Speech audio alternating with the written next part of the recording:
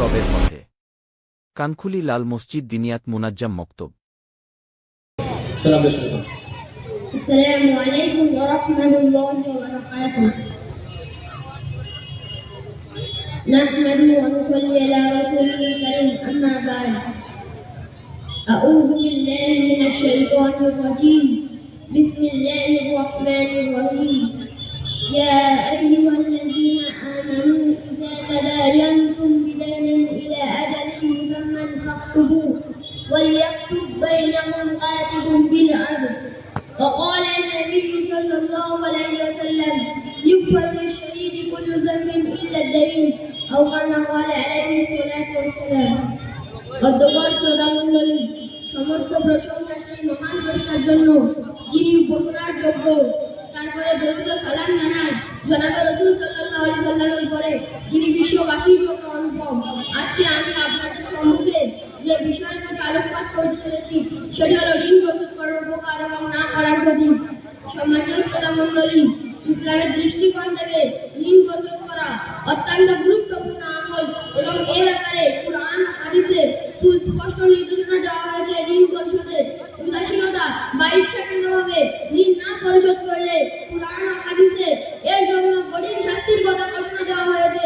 কুরআনের সূরা বাকারা আয়াত নম্বর 282 আল্লাহ তাআলা বলেন, ইয়া আইয়ুহাল্লাযীনা আমানু ইযা তাদায়ানতুম বিদাইনিন ইলা আজালিন মুসাম্মান ফাকতুবু।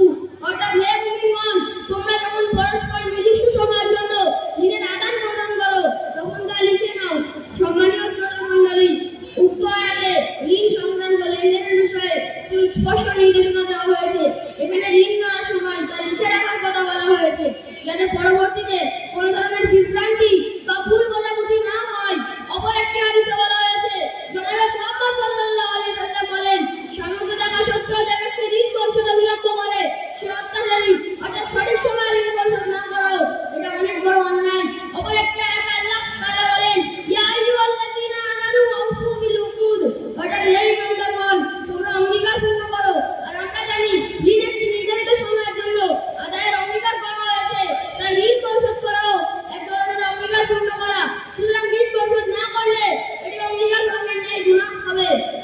প্রিয় শ্রোতামণ্ডলী, আরো একটি হাদিসে জনাবে মুহাম্মদ সাল্লাল্লাহু আলাইহি সাল্লাম বলেন, যে ব্যক্তির উপর ঋণ আছে এবং সে পরিশোধ না করে মারা যায় সে ততক্ষণ পর্যন্ত জান্নাতে প্রবেশ করতে পারবে না যতক্ষণ না তার ঋণ পরিশোধ করা হয়। অর্থাৎ ঋণ পরিশোধ না করা পর্যন্ত সে জান্নাতে প্রবেশ করতে পারবে না।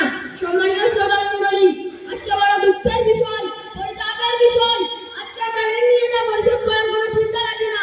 বরং অনেক মানুষ এমন আছে যে ঋণ এই জন্য নেয় যে ঋণ পরিশোধ করবে না। কত খারাপ নিয়ত দেখুন। আজকে আমাদের সমাজে কিছু মানুষের নিয়ত খারাপ হওয়ার কারণে মানুষ ঋণ দিতে ভয় করে, দেয় না, যার কারণে মানুষ তার প্রয়োজনে ব্যাংক থেকে লোন নিতে বাধ্য হচ্ছে। এইভাবে মানুষ হারামের দিকে অগ্রসর হচ্ছে। আমাদের সমাজকে রক্ষা করতে হলে হারাম থেকে বাঁচাতে হবে এবং শরীয়তের বিধি নিষেধ অনুযায়ী কাজ করতে হবে। শরীয়তের বাইরে কোনো কাজ করা যাবে না। সম্মানীয় শ্রোতামণ্ডলী, আরো একটি হাদিসে জনাবে মুহাম্মদ সাল্লাল্লাহু আলাইহি সাল্লাম বলেন, যে ব্যক্তি ঋণ নিয়ে তা পরিশোধের ইচ্ছা রাখে না সে কিয়ামতের দিবসে চোর অবস্থায় উঠবে। অপর একটি হাদিসে রাসূল সাল্লাল্লাহু আলাইহি সাল্লাম আর বলেন, ইগফারু লিশ-শাহীদি কুল্লু যামবিন ইল্লা আদ-দাইন। অর্থাৎ একজন শহীদের সমস্ত গুনাহ মাফ হয়ে যায় কেবলমাত্র ঋণ ছাড়া। সম্মানীয় শ্রোতামণ্ডলী, একটু আমরা চিন্তা করি, আল্লাহ রাসূল সাল্লাল্লাহু আলাইহি সাল্লাম বড় গুরুত্বপূর্ণ কথা বলেছেন যে একজন শহীদের সমস্ত গুনাহ আল্লাহ তাআলা ক্ষমা করে দেন, কিন্তু ঋণ ব্যতীত। তাহলে আমরা ভালোভাবে বুঝতে পারছি ঋণ পরিশোধের কতটা গুরুত্ব রাখা আছে ইসলামের দৃষ্টিকোণ থেকে। আজ থেকে আমরা নিয়ত করেছি আমরা কারো থেকে ঋণ নিয়ে থাকলে তা যত শীঘ্রই পরিশোধ করে দেবো ইনশাআল্লাহ। এই বলে আমি আমার বক্তব্য এখানেই সমাপ্তি করছি। ওয়া আখিরু দাওয়ানা